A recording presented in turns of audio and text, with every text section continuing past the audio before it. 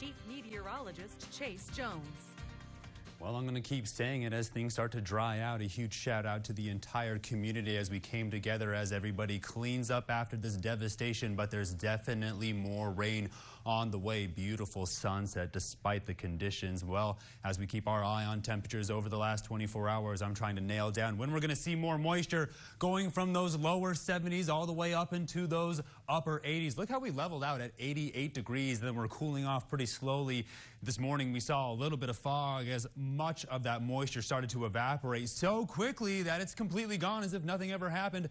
By tomorrow, expect some flooding across those areas around the lunchtime area, hour area. Geez Louise, 81 in San Angelo. Everybody else in a combination of those lower 80s and those upper 70s. I tell you, despite it being a long weekend, it's been a long weekend and it's only Saturday. 81 on Sterling City, 79 on Sterling City. In Sterling City, what's happening right now? 85 in Robert Lee, 79 down there in Junction, looking like 6 degrees across the entire Concho Valley. But it's a beautiful evening and hopefully the fireworks were beautiful. Now dew points are in those 70s and those 60s while humidity indices are in those 80s and those 90s across the board. Was talking with my technical director, trying to show him some good radars across the entire internet. This is what we are looking at. Jordan, take a good look. Moisture content's going to hover back and forth between those blues and those yellows. Now, we're going to keep our eye on that low cloud cover as we make our way into tonight because we want to see where the highest concentrations of moisture are. Now, as we see the circulation over the Concho Valley really just off towards the east of it,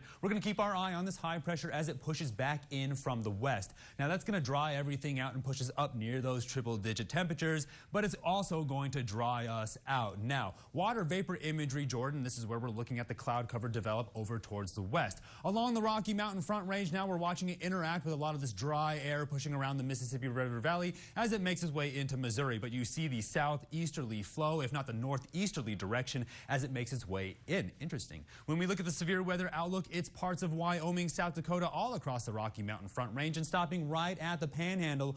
But then we take it down to the surface. This is where we correlate it with the radar, Jordan. This is where we're looking at the cloud development across some parts of South Dakota, all the way down into Kansas, and then we take a good look down here at the Concho Valley, keeping our eye on this cloud cover as it pushes down from the north. Now, radar is cranked on right now, not showing a whole lot of cloud convectivity, but some flash flooding off towards the east. This is where we're going to keep our eye on this sort of line through the rest of the day.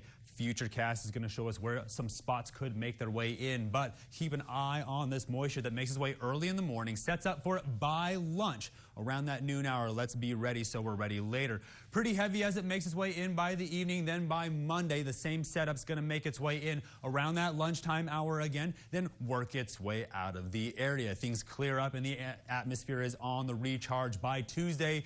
Here we go again, but I run out of data. And I think we might be running out of fuel by then. So tonight, all the way back down into those 70s, I'm on the lookout for a little bit more of that light cloud cover, some light rain shower activity, and maybe a couple more fireworks. Then tomorrow, a good run at those mid 80s, but keep your eye out for those thunderstorms by lunch so that we are flash flood ready so first responders can get to and from those emergencies. Now, as we get ready for the second week of July already, things are finally going to dry out as we push up into those 90s, but that high pressure makes its way all the way in. We get near those triple digits before we cool off. All those overnight lows level out in those lower 70s. Stay tuned. We're watching KSAN News at 10.